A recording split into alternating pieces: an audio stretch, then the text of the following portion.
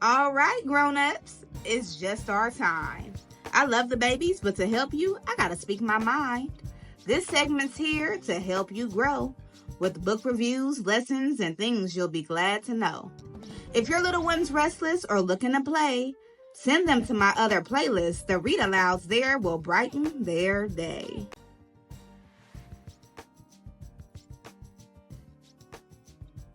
Hello, beautiful people. Welcome back to the Teacher Lady Show. Thank you for joining me for this episode of Behind the Book. I'm Miss Erica, the Teacher Lady, your fairy godparent when it comes to sharing joyful stories and growing young minds. Now, every single week we have a new topic, and this week's topic is all about bullying. We want to make sure that our children know how to keep themselves safe, and we want to stop our children from becoming bullies themselves, okay? And of course, we're using picture books to be able to do so. Winding back to Monday, we had two read-alouds. One of them was My Hair is Too Big, written and illustrated by me, Miss Erica, the Teacher Lady. And today we're going to have a behind the book review on this book. Now, I'm going to try to remain as objective as possible as I go through the glows, what I think I did well, the grows, what I think could have been done differently, who this book is for, and how to utilize it as a resource to combat bullying with your child, okay? I'm going to try to remain objective, but it is my story. You ready? Let's grow. Summary in my own words.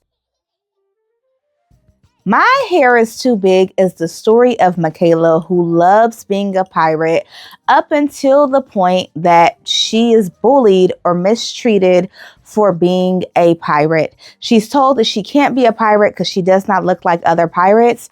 And in the beginning, well, Michaela believed her friends or lack thereof, okay?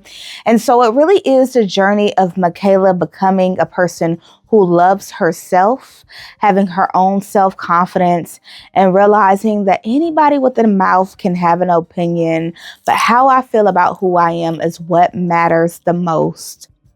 Take home message and target audience. So I would say that the take home message is definitely one of self-love, one of ignoring people who have mean things to say for no reason at all, and then one of confidence. It really does take some confidence to be the only one that is different in that group. And in Michaela's case, all the pirates that she's read about and seen have looked very different from how she looks. They've all had silky hair, and her hair is huge. And it takes her a while, but eventually she realizes that what makes her different is what makes her special. So many take-home messages within that. Now, within target age group, I would say 5 years old and up, you would be able to start to have a discussion around Michaela, around her self-confidence, and around the people who are being mean to her, okay? Who this book is for. This book was made to encourage children to love themselves, whether it's a girl, whether it's a boy. I would say that the purpose of the book is really the fact that we are so quick to dislike who we are or what we have because other people have something nasty to say. And I think that it's important that as people talk, we don't change who we are just because they had something mean to say, okay? That is a lot of power to give over, and we don't want to do this. And so the book is for that child that is finding their voice and their way. The book is for that child that is finding their confidence. The book is for that child that is struggling to love their own hair and so much more. Close. I would say one of the glows is definitely the writing of the story. It's written for young children, but it is written well in the sense that it has some repetition to it. It has a very clear message regarding Michaela and what she wants to do, which is be a pirate, and how that changes and how that affects her self-esteem and her sadness until she realizes that she gets to be exactly who she was meant to be. So there are multiple glows around confidence, around reassurance of self, around identity, and around loving yourself exactly where you are.